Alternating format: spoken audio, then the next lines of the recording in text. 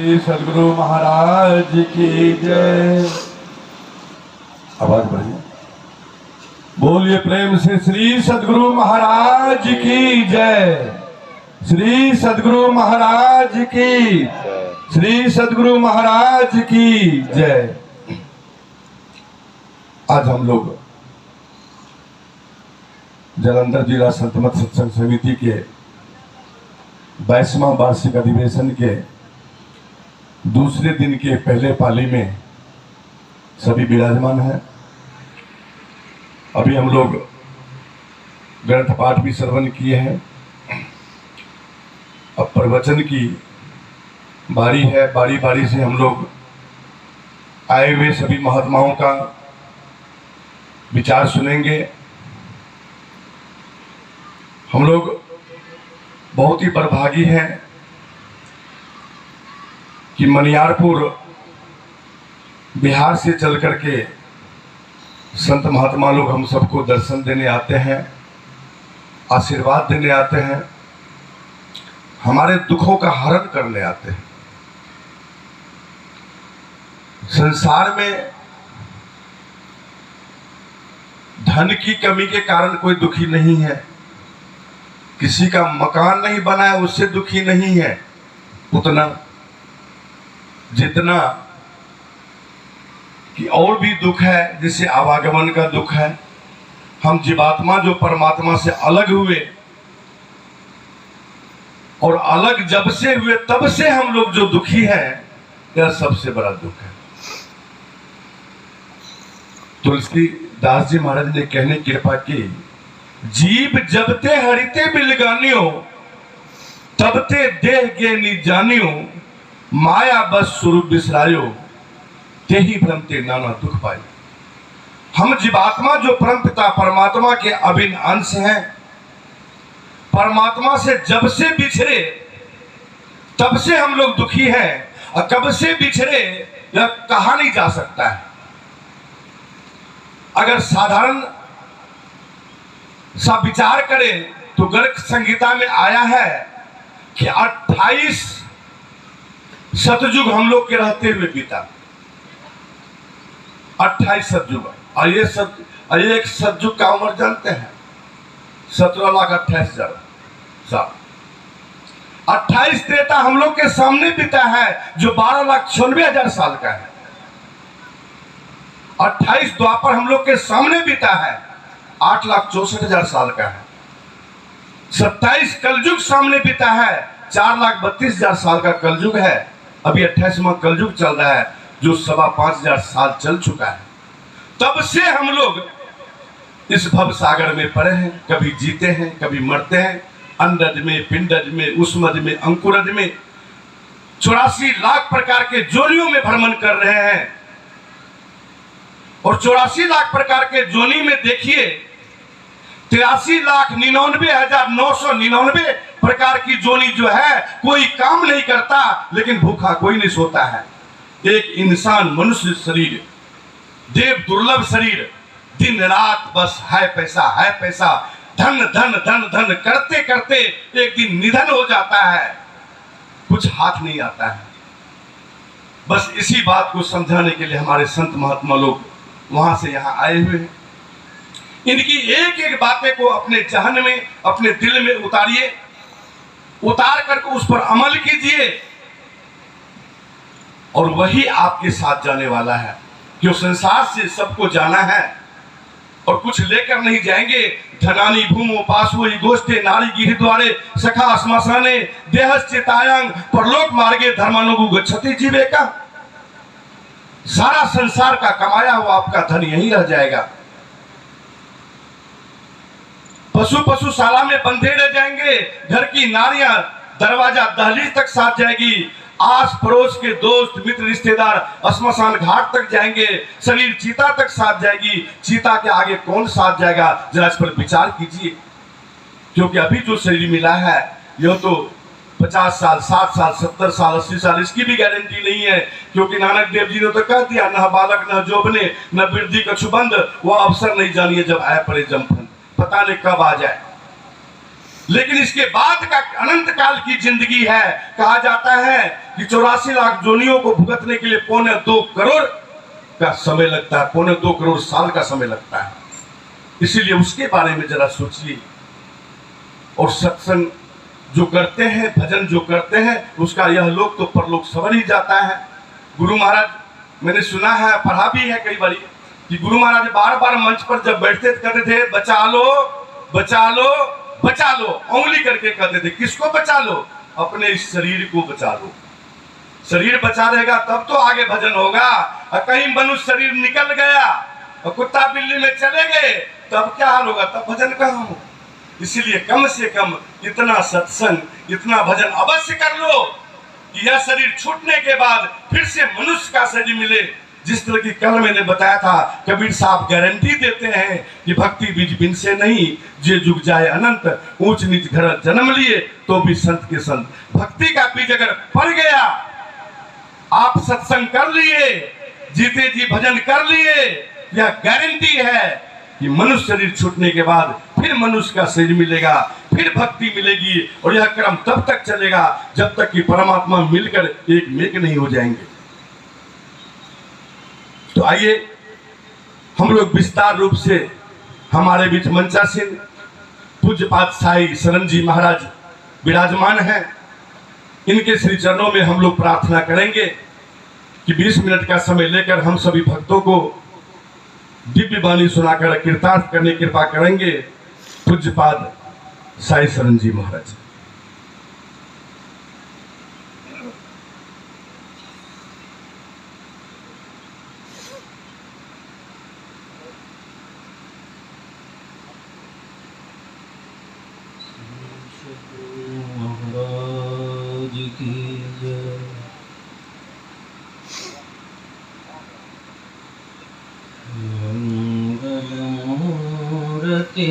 सद्गुरु मिलवे सर्वाधार,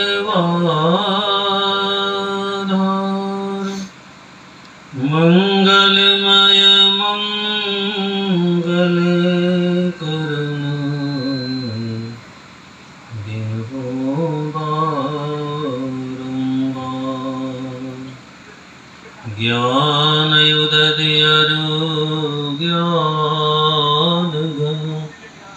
सद्गुरु शंकर नमो नमो भगवान, सकल सुपूजन।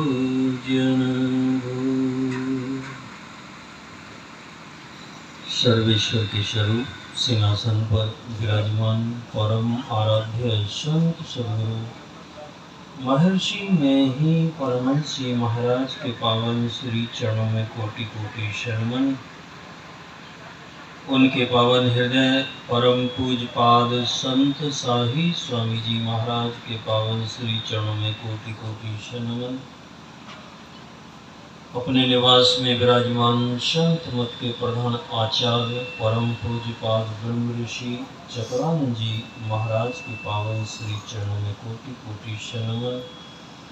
मंच पर विराजमान पूजनीय संत जन, वंदनीय सत्संग प्रेमी माताओं एवं बहनों, सभी को बार बार नमन और वंदन।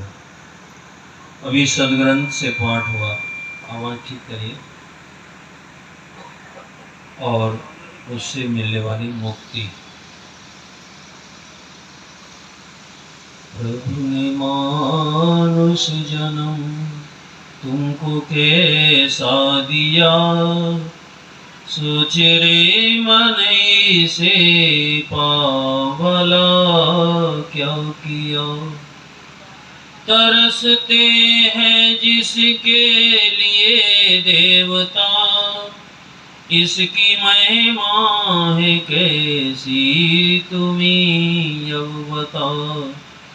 हाय ऐसा अमूलक रतन खो दिया, सोच रे मन से पा भला क्या किया। भगवान ब्रह्मा जी भगवान शिव के पास गए और इसी विषय पर चर्चा हुई कि मुक्ति कैसे प्राप्त होगी। तो मुक्ति का साधन क्या है? योग साधन है। और योग को कैसे करेंगे इसका ज्ञान पहले होना चाहिए। किस वस्तु को किस से जोड़ना है, जब ये बात आप ठीक तरह से जानते हैं और उसका प्रयास करते हैं तो आप अपनी मंजिल अर्थात कामयाबी कर लेते हैं। और ये काम, ये योग और मुक्ति वाला काम केवल मनुष्य शरीर से ही होगा। दूसरे शरीर इस काम को करने में सक्षम नहीं। मनुष्य के शरीर में एक विशेष हड्डी है जिसको मेरुदंड कहते हैं। मेरुदंड की हड्डी पशुओं के शरीर में लेटी हुई अवस्था में होती है और मनुष्य के शरीर में खड़ी हुई अवस्था में होती है। आपसे पूछा जाए, इस पंडाल को बनाने में पिलर बहुत कम लगे हैं और ऊपर से कपड़े की छत और तिरपाल दी गई है, वो अधिक है और ये कम है। इसमें से पिलर का कितना महत्व है, जरा आप विचार करके बताइए। पिलर का महत्व है या छत का महत्व है, आप समझ सकते हैं। जो बांस और जो लोहा लेटी हुई अवस्था में है, उस सब का भार किसके ऊपर है?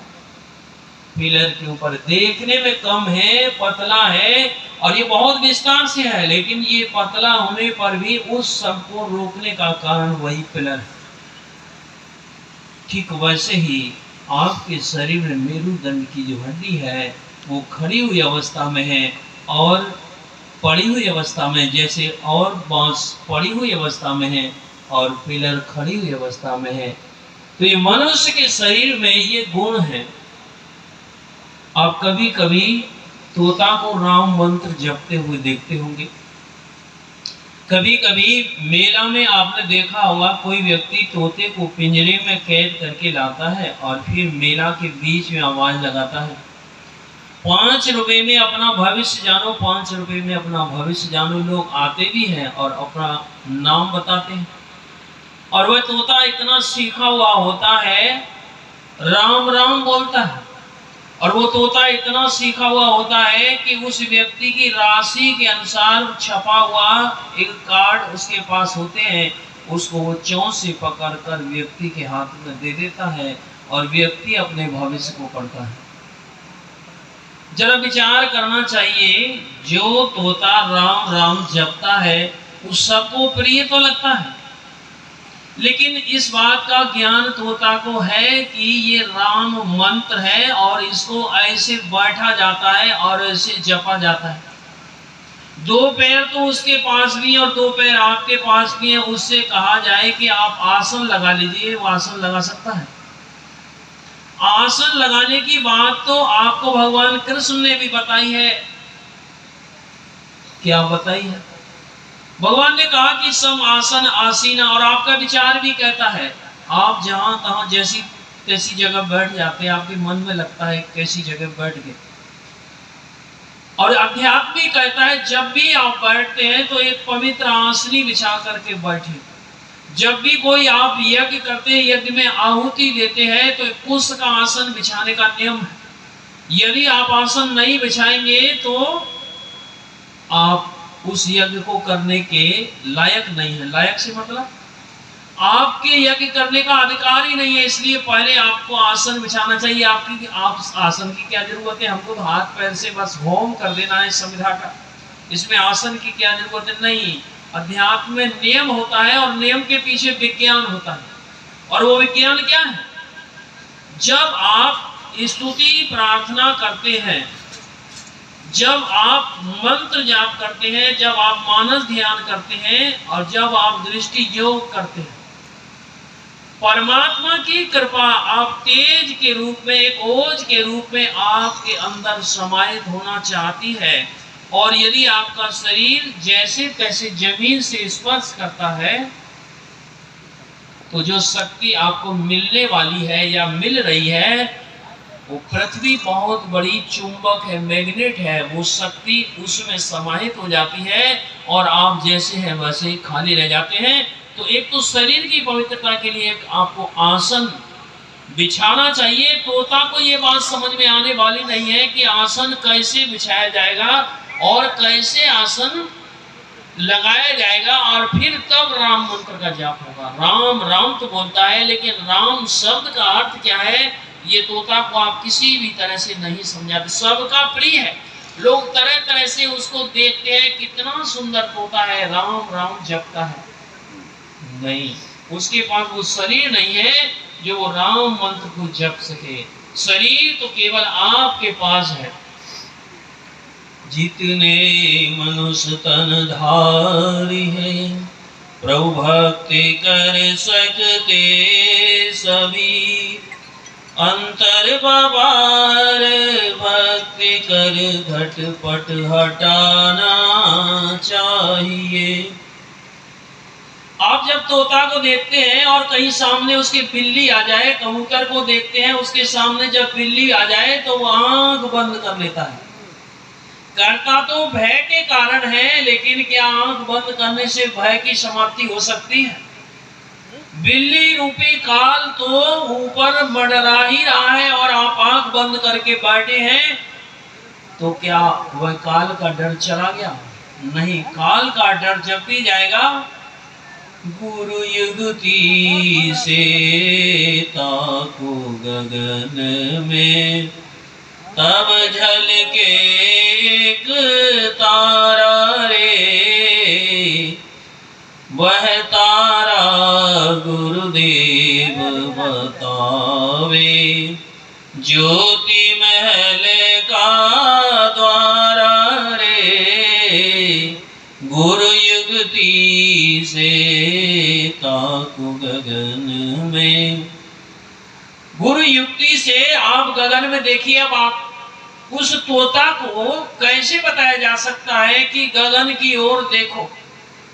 गगन की ओर निशाना है। तोता को किसी भी तरह से नहीं समझाया जा सकता है कि गगन किसको कहते हैं। आपसे ही पूछे जाए कि गगन किसको कहते हैं, आकाश किसको कहते हैं, तो कितने लोग इस बात को समझ पा रहे हैं? नहीं समझ पा रहे हैं। पहले समझ लीजिए, जैसे मिट्टी और उसके ऊपर जल, जल के ऊपर अग्नि और अग्नि के ऊपर वायु और वायु के ऊपर आकाश। जिस क्रम से प्रकृति ने इनकी सजावट की है, वैसा ही ब्रह्मांड में भी सजावट है और वैसा ही आपके शरीर के अंदर भी सजावट है। लेकिन ये सब आपके पास होते हुए फिर भी आपको ये नहीं पता है कि मेरे शरीर में क्या क्या मसाला लगा है, मेरे शरीर में क्या क्या लगाया है और तब इस शरीर का निर्माण किया गया है। तुलसीदास जी महाराज इसको लिखते भी हैं।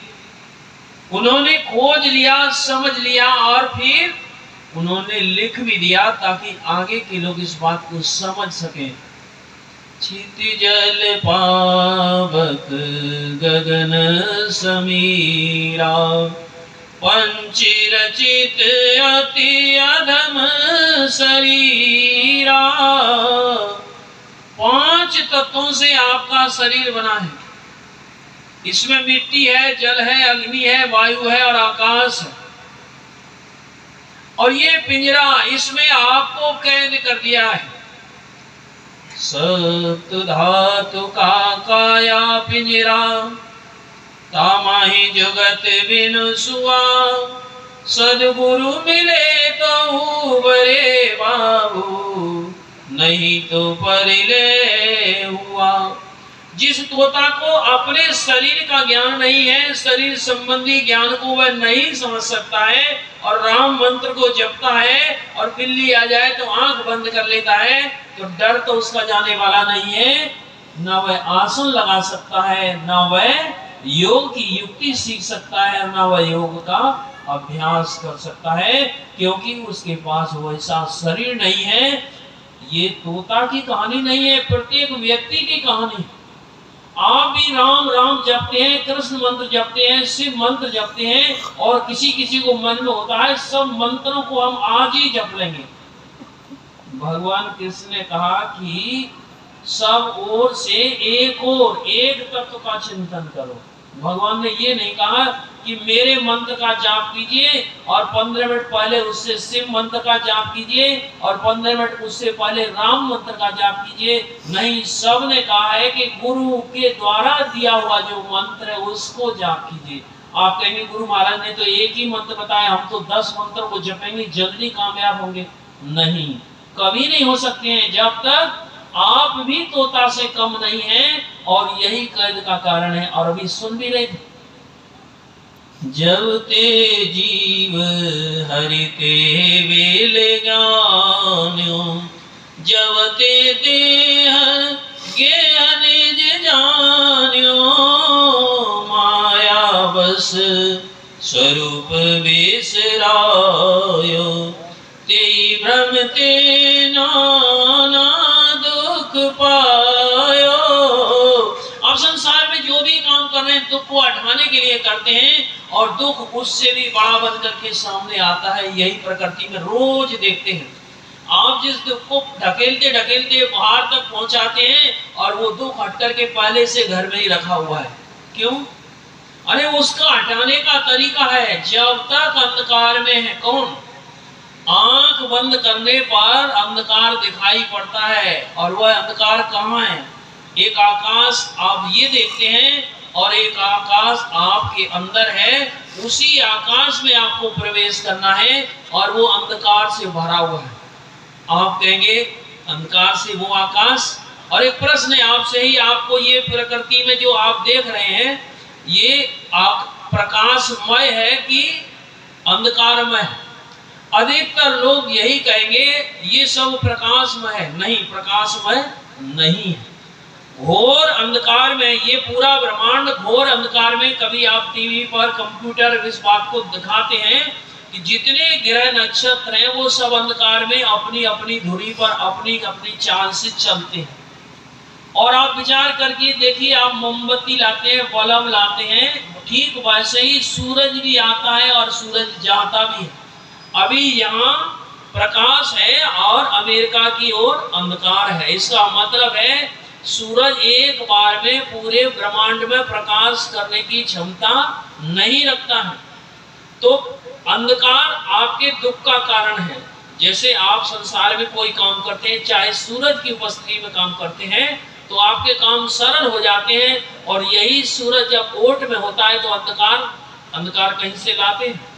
अंधकार तो है ही, और इतना कलाकार है, इतना अंधकार इतना छलिया है, इसको आप थोड़ा सा समझ लीजिए। आप सोचते हैं कि सूरज आ गया और अंधकार नष्ट हो गया। अंधकार नष्ट नहीं होता है, इतना छलिया है। आप किसी चीज में से कोई कंकड़ या कुछ चुनना चाहते हैं तो आप प्रकाश कर लेते हैं और अपने काम को सरल कर लेते हैं। लेकिन ये अंधकार इतना छलिया है, प्रकाश होने पर भी ये नष्ट नहीं होता है। अंधकार में ये अंधकार प्रकाश में ऐसे छिप जाता है कि प्रकाश भी इसको देखने में सक्षम नहीं है। बात को समझिए, प्रकाश भी इस अंधकार को मिटाने में सक्षम नहीं है। प्रकाश इधर से उधर हुआ और अंधकार फिर वैसे के वैसे विद्यमान है। तो अंधकार इस ब्रह्मांड में भी है और अंधकार आपके अंदर भी है। और कहाँ है? आंख जब बंद करते हैं तो अंधकार दिखाई पड़ता है। अब थोड़ा शरीर पर नीचे से सुन, आपकी सबसे नीचे मिट्टी तत्व है, सोच क्रिया। उसके ऊपर जल तत्व है, यानी लघु शंका पेशाब। उसके पार पेट पर ही सबसे ज्यादा गर्मी होती है, वो अग्नि तत्व है। और उसके ऊपर हवा श्वास के रूप में बहती है। और कहाँ बहती है? जहाँ खाली स्थान होता है। और वह नाक के दोनों छेद ऊपर को गए और फिर नीचे फेफड़े में गए हैं। यहाँ तक की बात आप ऐसे समझ लीजिए। और खाली स्थान का मतलब आकाश होता है। जैसे ये आकाश, वैसे ही आपके अंदर भी आकाश है। उसी आकाश में जब आप आंख बंद करते हैं तो वो आकाश दिखाई पड़ता है, लेकिन अंधकार से भरा हुआ है। जैसे ये ब्रह्मांड अंधकार से भरा हुआ है, वैसे वो भी अंधकार से भरा हुआ है। जहाँ इधर प्रकाश जब कर लेते हैं तो यहाँ के काम सरल हो जाते हैं, और वैसे ही आप अपने अंदर में, अंदर की बात ही आपको बताई। गुरु युक्ति से ताको गगन में, गगन आकाश, उसी आकाश को कहते हैं। गगन की ओट निशाना है, उसी में आपका निशाना है, आपका लक्ष्य उसी अंधकार में है। लेकिन जब तक युक्ति नहीं होगी, तरीका नहीं होगा, तो तरीका पहले सुन करके ज्ञान होता है। पहले सुन करके ये बात समझ में आती है कि ये बात दीक्षा में बताई जाएगी, तो पहले शिक्षा होती है, उसकी समझ होती है। तो वो कहां से होती है? बिनु सत्संग विवेक न होई, राम कृपा बिनु सुलभ न सोई। बिनु सत्संग विवेक न होई। और राम की कृपा, राम की कृपा, बड़े भाग मानुष तन पावा, सुर दुर्लभ सब ग्रंथ गावा, साधन धाम मोक्ष कर द्वारा, पाहे न जई परलोक सवारा। इस लोक में आपकी दृष्टि जमी हुई है तो इस लोक का, मृत लोक का आनंद लेने का प्रयास किया जा रहा है, सुख लेने का प्रयास किया जा रहा है, और विफलता ही हाथ में लगती है। आपने जो कुछ कमाया सबका फल क्या हुआ? सुने थे, धन धन करते करते और निधन। जब ये सब चीज छूट जाती है और भी कोई गुप्त खजाना है तो वो आपके अंदर है। जैसे ही गुप्त खजाने को खोलेंगे तो गुरु के पास इसकी चाबी है, और उसी में आप नानक देव जी महाराज की वाणी में सुन रहे थे, दृष्टि योग। एक दृष्टि कर संसार जाने जोगी कहिए सोई। योग की कला को पहले समझ लीजिए, सीख लीजिए, फिर उसका भजन भी ले लीजिए, फिर उसका अभ्यास कीजिए, और वो अंदर का मार्ग खुल जाएगा। फिर से आप ब्रह्मांड में चले जाएंगे, और ये मुक्ति का साधन है। आपको मुक्ति प्राप्त हुई। श्री